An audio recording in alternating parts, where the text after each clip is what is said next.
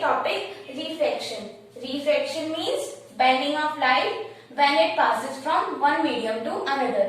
जब एक लाइट रे एक मीडियम से दूसरी मीडियम में ट्रेवल करती है और उसमें जब बेंडिंग शो होती है उसी फिनोमिना को हम बोलते हैं रिफ्रैक्शन. फॉर एग्जाम्पल हमें एक कंटेनर दे रखा है लाइक दिस एंड ये वाटर से पूरा फिल्ड है. इसमें जब हम पेंसिल डिप करते हैं लाइक दिस इज पेंसिल, तो ये पेंसिल स्ट्रेट की बजाय हमें बेंड लगती है लाइक दिस. ये पेंसिल हमें स्ट्रेट की बजाय इस टाइप से बेंडिंग शो होती है इसमें. इसी फिनोमिना को हम बोलते हैं रिफ्रैक्शन. ये जो बेंडिंग ऑफ पेंसिल हुई है it is because of refraction. So next is optically rare medium. A medium in which light travels faster than the other medium. वो मीडियम जिसमें लाइट की स्पीड ज्यादा होती है as compare to other medium, उसे हम बोलते हैं optically rare medium. Next is optically denser medium. A medium in which light travels slower than the other medium. वो मीडियम जिसमें लाइट की स्पीड कम होती है as compare to other medium, दूसरे मीडियम के कंपैरिजन में, तो उसे हम बोलते हैं optically denser medium. So next अब हम डिस्कस करते हैं रिफ्रैक्शन ऑफ लाइट की लाइट की रिफ्रैक्शन कैसे होती है. सो फर्स्ट ऑफ ऑल हम दो मीडियम कंसीडर करेंगे. फर्स्ट इज एयर जो है rare medium and second one is glass that is denser medium. जो स्पीड ऑफ लाइट होगी ग्लास में वो कम होगी एज कंपेयर टू एयर, इसीलिए हम ग्लास को बोल रहे हैं denser medium. So suppose this is glass and this is air. So air is a rarer and glass is denser. So एक लाइट रे एयर से फॉल करती है ग्लास पे, इसे हम बोलेंगे इंसिडेंट रे.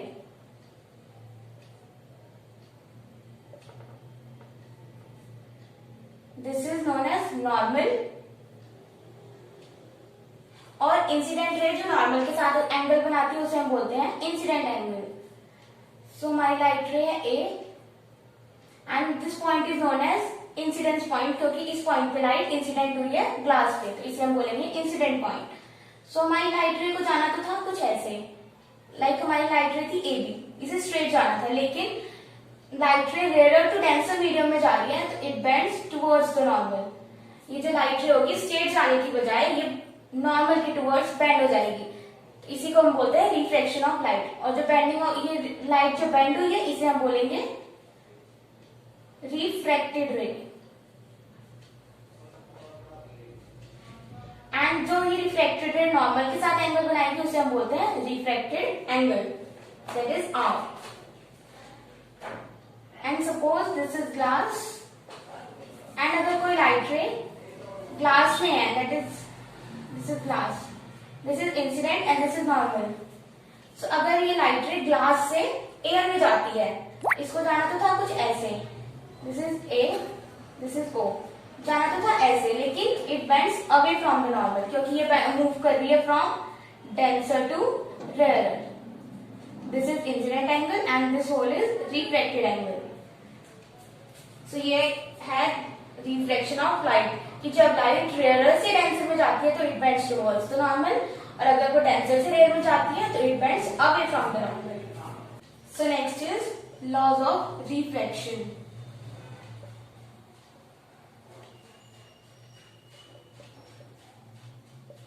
सो first law is that incident रे,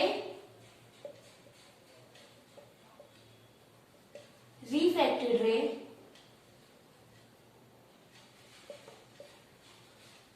and normal all lie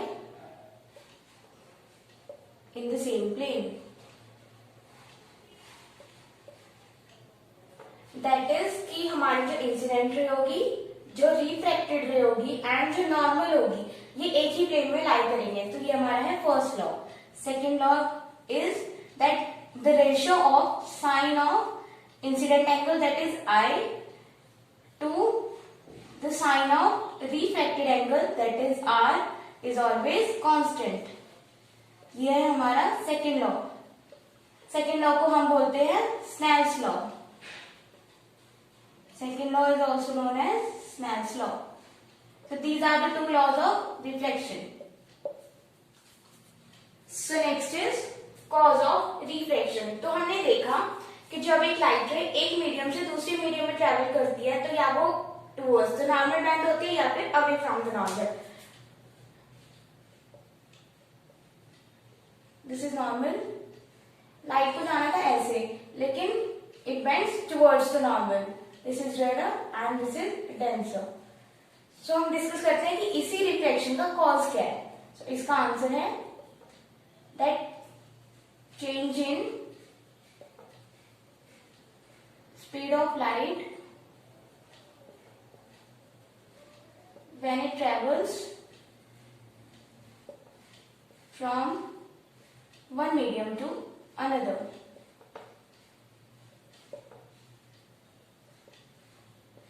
कि जब एक लाइट रे एक मीडियम से दूसरे मीडियम में ट्रेवल करती है तो उसमें स्पीड, जो लाइट की स्पीड है वो चेंज हो जाती है. रेयर में स्पीड ज्यादा होती है, डेंसर में स्पीड कम हो जाती है. तो इसी चेंज इन स्पीड की वजह से रिफ्लेक्शन होती है. सो next is refractive index. refractive index की डेफिनेशन है रेशियो ऑफ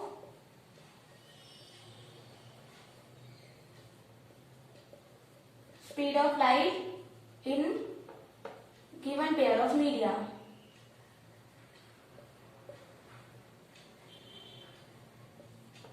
रिफ्रैक्टिव इंडेक्स को हम डिनोट करते हैं n से. That is n, and it is equals to v1 upon v2. v1 is the speed of light in a given medium. कि एक medium में स्पीड ऑफ लाइट v1 है and दूसरे मीडियम में स्पीड ऑफ लाइट v2 है. इसी ratio को हम बोलते हैं refractive index. Next is absolute refractive index.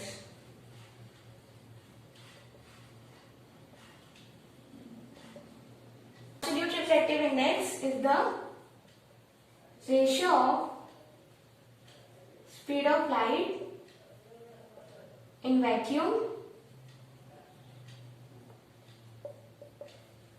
to the speed of light in a medium. That is speed of light एक वैक्यूम में कितनी होती है, to the speed of light in a medium, that is v. इसे हम बोलते हैं absolute refractive index. और c होता है speed of light in vacuum, जिसकी वैल्यू होती है 3 × 10⁸ मीटर पर सेकेंड. नेक्स्ट अब हम करते हैं refraction through glass slab. So पहले हम एक ग्लास स्लैब कंसीडर करेंगे.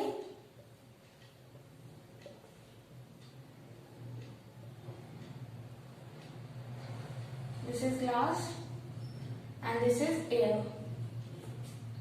सो हमारी लाइट रे इंसिडेंट हो रही है ऑन ग्लास स्लैब. इसको जाना तो है ऐसे. Okay, this is normal n1 and जो इंसिडेंट रे नॉर्मल के साथ एंगल बनाएगी दैट इज इंसिडेंट एंगल. इसे हम डिनोट करेंगे I1 से. This is rare medium, air is rare and glass is denser.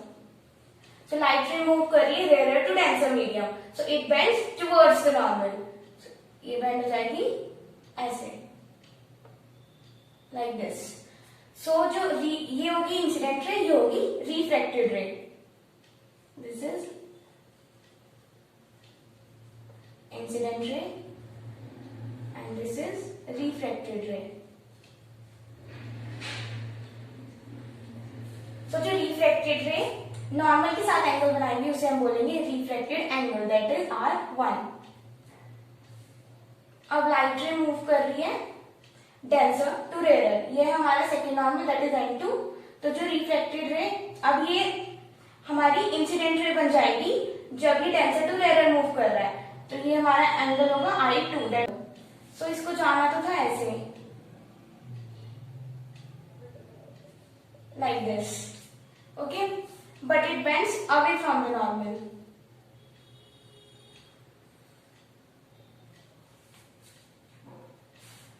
इसे हम बोलेंगे एमर्जेंट रे।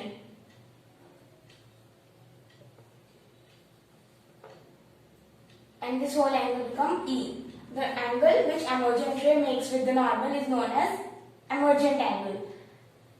So आप नोटिस कर सकते हैं कि जो इंसिडेंट रे इसको जाना था ऐसे and it due to reflection ये मूव कर रही है ऐसे। सो जो इंसिडेंट रे एंड एमर्जेंट रे है वो आप नोटिस कर सकते हैं, दे आर पैरेलल एंड जो डिस्टेंस होगा इंसिडेंट रे और एमर्जेंट रे के बीच में उसे हम बोलेंगे लेटरल शिफ्ट।